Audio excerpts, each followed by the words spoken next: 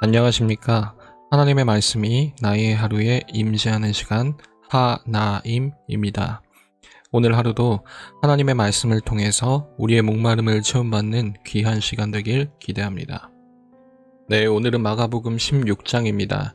우리 다 같이 성경을 펴서 천천히 함께 따라 읽도록 하겠습니다.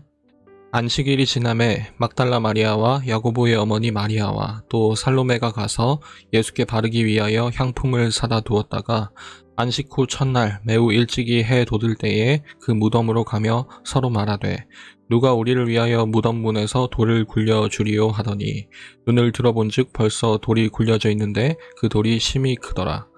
무덤에 들어가서 흰 옷을 입은 한 청년이 우편에 앉은 것을 보고 놀라매 청년이 이르되 놀라지 말라. 너희가 십자가에 못 박히신 나사렛 예수를 찾는구나.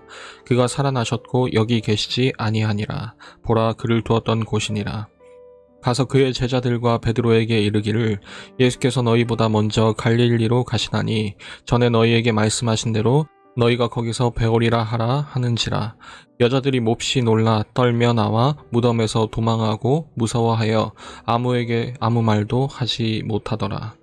예수께서 안식 후 첫날 이른 아침에 살아나신 후 전에 7 귀신을 쫓아내어 주신 막달라 마리아에게 먼저 보이시니 마리아가 가서 예수와 함께하던 사람들이 슬퍼하며 울고 있는 중에 이 일을 알림해 그들은 예수께서 살아나셨다는 것과 마리아에게 보이셨다는 것을 듣고도 믿지 아니하니라. 그 후에 그들 중 2 사람이 걸어서 시골로 갈 때에 예수께서 다른 모양으로 그들에게 나타나시니 2 사람이 가서 남은 제자들에게 알리었으되 역시 믿지 아니하니라. 그 후에 11 제자가 음식 먹을 때에 예수께서 그들에게 나타나사 그들의 믿음 없는 것과 마음이 완악한 것을 꾸짖으시니 이는 자기가 살아난 것을 본 자들의 말을 믿지 아니함일러라. 또 이르시되 너희는 온 천하에 다니며 만민에게 복음을 전파하라. 믿고 세례를 받는 사람은 구원을 얻을 것이요 믿지 않는 사람은 정죄를 받으리라.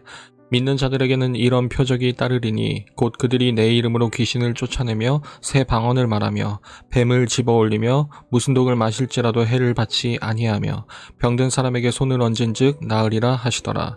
주 예수께서 말씀을 마치신 후에 하늘로 올려지사 하나님 우편에 앉으시니라. 제자들이 나가 두루 전파할세 주께서 함께 역사하사 그 따르는 표적으로 말씀을 확실히 증언하시니라. 오늘은 예수님의 부활 소식을 담은 마가복음 16장 마지막 장입니다. 내용을 자세히 살피기에 앞서서 오늘 16장은 좀 독특한 점이 있는데요. 아마 여러분들이 가진 성경을 보시면 9절부터 마지막 절까지가 아마 괄호 처리되어 있는 것을 보실 수 있으실 겁니다. 이 뜻이 무엇이냐면 당시의 성경은 여러 필사자들에 의해서 이어져 오다 보니까 여러 다양한 사본들이 존재했었는데 그 중에 9절부터의 내용이 어떤 사본에는 있고 또 어떤 사본에는 없기 때문에 괄호 처리를 해둔 것입니다. 그리고 학자들 대부분의 경우에는 어쨌거나 8절까지 끝나는 버전이 그런 사본의 버전이 즉 9절 이하는 없는 버전이 마가복음이 기록될 당시의 원본에 더 가까울 것이라고 생각합니다. 따라서 오늘 묵상은 8절까지의 내용을 전제로 그 의미를 좀 살펴보고자 합니다. 오늘 이야기는 여인들이 예수님의 빈 무덤을 발견하는 이야기로 시작하게 됩니다. 지난 15장에서 여인들은 아리마대 요셉이 예수님을 장사 지낸 무덤이 어디 있는지를 지켜보았었고 오늘 예수님께 향품을 준비해서 가게 됩니다. 물론 예수님이 부활하실 것에 대해서는 믿지 못했다는 게 드러나는 대목이기도 하지만 어찌됐건 그 여인들은 지금 예수님을 향한 사랑으로 그런 행동을 하게 되는 거죠. 그런데 거기서 한 천사를 발견하게 됩니다. 그 천사를 만나게 되고 그 천사는 그들에게 그 여인들에게 예수님이 살아나셨다는 소식과 더불어서 한 가지 명령을 하게 되죠. 베드로와 나머지 제자들에게 예수님께서 갈릴리로 먼저 가서 기다리신다는 내용을 전하라는 그 명령 말입니다. 여러분, 마가복음에서 갈릴리는 어떤 장소였습니까? 제자들과 예수님의 동행이 처음 시작된 곳이었으며 특별히 마가복음에서는 제자들의 훈련과 가르침에 초점이 맞춰졌던 곳이었습니다. 거기서 다시 예수님과의 만남이 기다리고 있다는 사실은 우리로 하여금 제자들의 회복을 기대하기에 충분한 대목이라고 할 수 있겠습니다. 이제 예수님께서 부활하셨을 뿐만 아니라 다시 제자들과의 만남이 약속되었다면 그간 답답했던 마가복음을 단숨에 극복하고도 남을 만큼의 해피엔딩이 보장된 거겠죠. 그런데 문제는 마가복음이 이렇게 끝이 난다는 겁니다. 여자들이 몹시 놀라 떨며 나와 무덤에서 도망하고 무서워하여 아무에게 아무 말도 하지 못하더라. 마태복음 마지막 장에는 이 여인들이 두려움과 함께 크게 기뻐했음도 명시되어 있지만 마가복음은 그렇지 않아요. 그저 공황 상태에 빠졌다는 의미입니다. 그리고 더 중요한 것은 그대로 도망해서 침묵해 버렸다는 것입니다. 메시지가 전달되지 않았다는 거죠. 여러분, 이게 정말 마가복음의 의도된 엔딩이라면 우리는 당황하지 않을 수가 없을 것입니다. 여러분, 대체 마가는 무엇을 말하고 싶었던 걸까요? 이 질문에 우리는 추측만 가능할 뿐입니다. 어쩌면 예수님을 제외한 모든 주변 인물들을 철저히 반면교사, 나쁜 예로 삼아서 더욱 단호하게 제자도를 드러내는 것일 수도 있고 아니면 다른 이유일 수도 있겠습니다.